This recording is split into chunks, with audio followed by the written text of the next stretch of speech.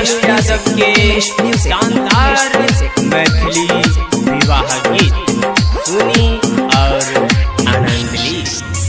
जाय तू ससुराल के बहिनी नीक सरही है तू गे। जाय तू ससुराल के बहिनी तो नीक सरही है तू गे। मिठगर बोली बोली है गे बहिनी सबके रखी है ख्याल गे। मिठगर बोली बोली है गे बहिनी सबके रखी है ख्याल गे। डीजे बिट्टू मलंगिया सबके रखी है ख्याल। डीजे उमेश सबके रखी है ख्याल गे। पापा के बेटी छे तू बहुते दुलारी, बाबा के पोती छे तू सबके प्यारी, सबके प्यार सबके प्यार। हाँ पापा के बेटी छे तू बहुते दुलारी, बाबा के पोती छे तू सबके प्यारी।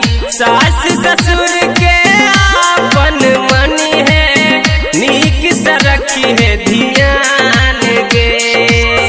मिठगर बोली बोली है गे बहिनी सबके रखी है ख्याल गे। मिठगर बोली बोली है गे बहिनी सबके रखी है ख्याल गे। डीजे बिट्टू मलंगिया सबके रखी है ख्याल गे। 77 837 38 नाम क्या है आपका? सबके रखी है ख्याल गे। सुखीपुर बाजार। लक्ष्मण समान तोहर छोटका देवर छो, राम नियन तोहर दुल्हा मिलाल छो, दुल्हा मिलाल छो, दुल्हा मिलाल छो। हाँ लक्ष्मण समान तोहर छोटका देवर छो, राम नियन तोहर दुल्हा मिलाल छो। सीता देहन रही है गे बहिनी रखी है तू सबके लाज गे।